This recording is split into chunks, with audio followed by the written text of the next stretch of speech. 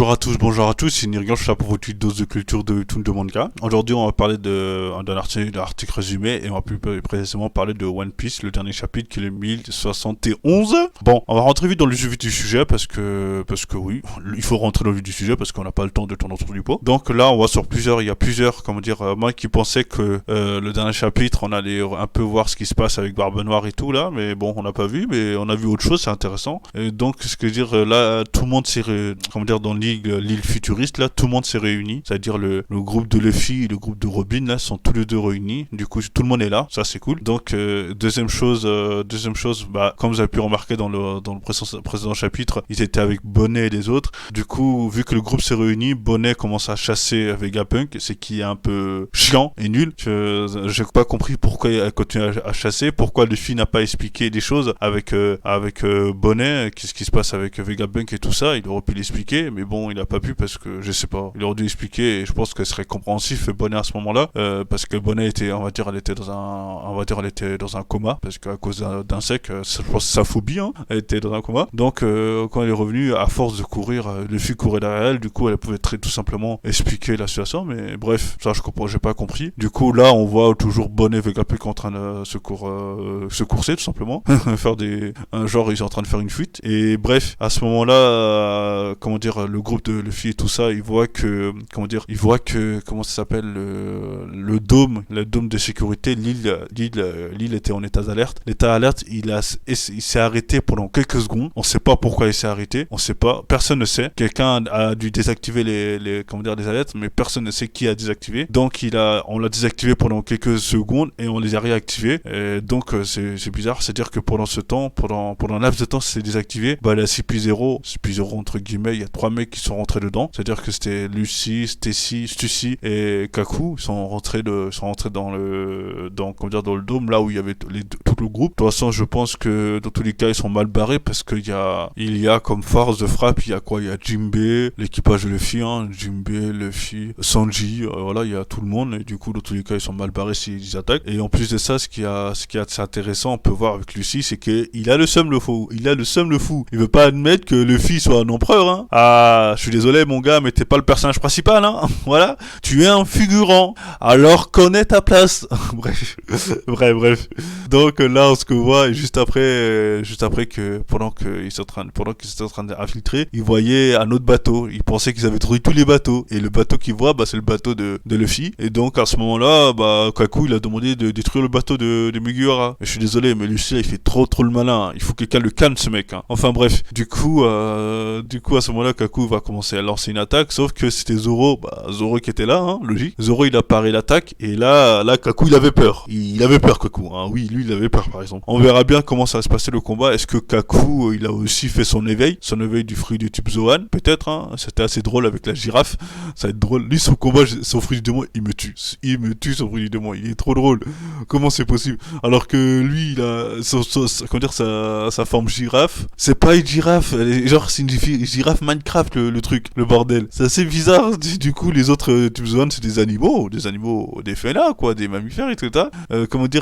C'est des êtres vivants et j'ai l'impression que cette girafe, c'est pas un être vivant, quoi. On dirait un truc cubique. Enfin bref. Du coup, j'ai hâte de voir le combat. Est-ce qu'il s'est éveillé ou pas, hein, c'est intéressant. Mais dans tous les cas, il va se faire roaster par Zoro, hein, clairement. La team de CP0 va aussi se faire roaster par Sanji et tout la clique là, et Luffy. Et bref, à ce moment-là, moi je pense que ce qui est intéressant, c'est que soit ils se font défoncer avant que Kizaru vienne, soit le combat dure suffisamment longtemps jusqu'à Kizaru vient. Si Kizaru vient, ça va changer la donne. Et ça dépend d'où il va venir. Est-ce qu'il va venir du côté où il y a le bateau ou d'un autre côté? Dans tous les cas, s'il vient du côté du bateau, c'est compliqué pour Zoro de se faire du 1v2. Est-ce que Brook va venir? Je pense que Brook va aider, mais est-ce qu'il a la même force que Kaku avec le fruit veillé, hein? On sait pas. Peut-être qu'il n'y a pas le fruit veillé, hein. Je parle, mais bon, on verra bien. Est-ce que Kizaru va venir avec un fruit veillé? On verra bien. Enfin bref. Du coup, ce qui est important aussi, il y a quoi d'autre encore? Il y a pas mal. Là, rien que tout ça, il y a pas mal de choses en suspens. Et il y a aussi un autre truc, comme quoi avec un Punk, il avait un atout. Sentamaru n'est plus de ce monde, hein. Je crois, hein, il est mort, hein, de ce que j'ai compris. Mais bon, dans One Piece, personne meurt, hein, carrément, hein. Depuis la dernière fois, il y avait un mort, c'était quoi? C'était Ace, hein, de ce que je me souviens. Et s'il y a eu d'autres morts, c'est-à-dire que c'est pas marquant, hein.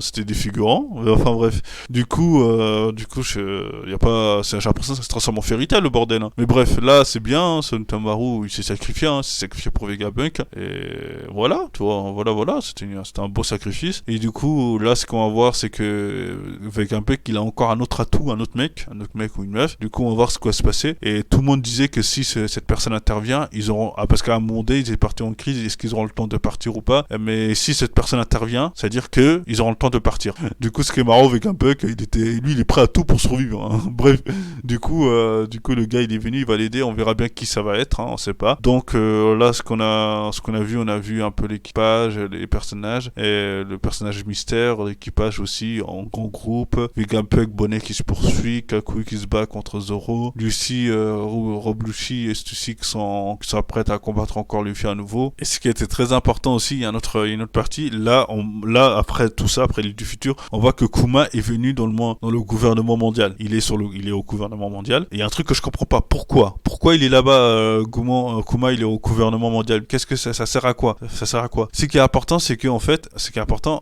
Kuma, personne, il y a que Vegapunk qui sait. C'est intéressant. On sait que Kuma, moi je pensais que son objectif et c'est son passé, etc. Tout le monde savait, même le gouvernement mondial, même les dragons célestes. Mais non, en fait, il y a que Vegapunk qui sait. Donc c'est assez intéressant. On sait pas vraiment à quoi on pense, qu'est-ce qu'il y a dans la tête de Kuma, et on sait pas ce qu'il va faire dans le gouvernement mondial. Enfin bref, je sais pas. En vrai, il y a tellement de possibilités pourquoi il est là-bas que c'est trop. Mais ce que je veux dire, c'est que ça va être intéressant de voir ce qu'il va faire. Mais ce qui est le plus important de ce chapitre, c'est qu'on voit que Garp, il rentre dans le jeu, mon gars. Mon Garp, il est là, mon gars. Kobe s'est fait capturer par Barbe Noire, alors Garp va pas accepter. Hein. Garp, il va pas accepter ça. Ouais, c'est le rival de Roger, hein. Il va le démarrer, ok? Bref, soyons réalistes, on sait pas s'il va vraiment le battre en AV1, mais ce qui est important, c'est que tout ce qu'on sait, c'est que là, en ce moment, Barbe Noire se bat avec l'eau. Et si, il y a des grandes chances que Barbe Noire gagne, hein, donc ça veut dire que s'il gagne, dans tous les cas, il y aura des pertes. Dans son équipage, il y aura des pertes. C'est sûr, il y aura des pertes, hein. On se bat pas contre un autre empereur aussi facilement. Il y aura des pertes dans l'équipage de Barbe Noire. Il aurait gagné, mais il y aura des pertes. Et du coup, ils seront fatigués, etc. à cause du fatigue du combat, à cause des pertes. C'est-à-dire quand ils vont rentrer, il y aura Garp qui les attend. Là, ça va être plus simple pour Garp de les battre. Voilà. Moi, je pense que le combat, ça va être un peu comme ça, hein. Ça va être plus simple. Après, il peut avoir vu tout et n'importe quoi, hein. Mais c'est la logique des choses, hein. Garp va les attendre, et je pense que là, il y aura moyen qu'il libère. Soit il libère sans confrontation, soit il libère avec confrontation avec l'équipage de Barbe Noire. On verra bien comment ça va se passer. Mais dans tous les cas, il avait tellement peur de Riley, alors Garp aussi, je pense que la logique des choses, c'est qu'il a peur de Garp aussi. Enfin bref, du coup, il respecte ses aînés, Barbe Noire. Il respecte ses aînés, c'est fou. bref. Donc là, il y a ça aussi. Et là, on voit aussi une petite partie sur Captain Staskid. On voit qu'il est arrivé à Elbaf. Et ce qui est intéressant, c'est que c'est bizarre. On a l'impression que Kid, il vient de se battre, ou je sais pas, il est essoufflé, fou. Est-ce qu'il est parti, il était en train de se battre contre d'autres pirates? On sait pas. Bref, il est arrivé à Elbaf. On va voir comment ça va se passer. Les trois personnes, je veux dire, les trois équipages, Kid, Luffy, Law, ils sont tous pris de trois directions. L'île future, Law pour l'île où il y a Barbe Noire, et Kid contre Elbaf. Voilà, avec Elbaf. Voilà, on va voir ce qui va se passer. Bon, du coup, pour clôturer ce chapitre, vivement le prochain chapitre. Il y a des trucs intéressants à voir. Est-ce que cette fois-ci, on va vraiment aller dans le combat de Barbe Noire? Ça me paraît aussi assez logique. Est-ce qu'on va continuer aussi le côté avec Luffy, ou le côté Kuma, le côté révolutionnaire, ou le côté Kid ou Law? Voilà, bref, il y a tellement de possibilités, on va voir. Mais ça serait bien qu'on va sur un peu Barbe Noire. J'ai hâte de voir ce combat, comment ça se déroulait. Et aussi un peu de, pas de Kid, parce que ce sera un peu dommage qu'on découvre Elbaf grâce à la vision de Kid. C'est plutôt grâce à la vision de Luffy qu'on va découvrir Elbaf, je pense. Mais dans tous les cas, je pense, moi, ce que je voudrais, c'est qu'on voit Barbe Noire, et ça fait un moment qu'on n'a pas vu Barbe Noire et Law. Je pense que la logique, c'est qu'on voit Barbe Noire et Law. Et aussi un peu de l'île du futur, hein, parce que là, il se passe pas mal de choses, hein. Voilà. Bref, je vous remercie à tous d'avoir regardé la vidéo jusqu'à la fin. N'oubliez pas de vous abonner, de laisser un commentaire et d'aimer. Pour vous, c'est même pas quelques minutes, mais pour moi, ça me fait un énorme plaisir. Ça me fait énormément plaisir de voir ça. Et du coup, ça m'aide énormément. Merci à vous. Et aussi, n'oubliez pas de me soutenir sur Tipeee. Et surtout, n'oubliez pas de me suivre sur Twitch, hein. Voilà. Tous les liens sont en description. Et merci à tous. Merci à vous. Je vous souhaite tous une bonne journée. À bientôt.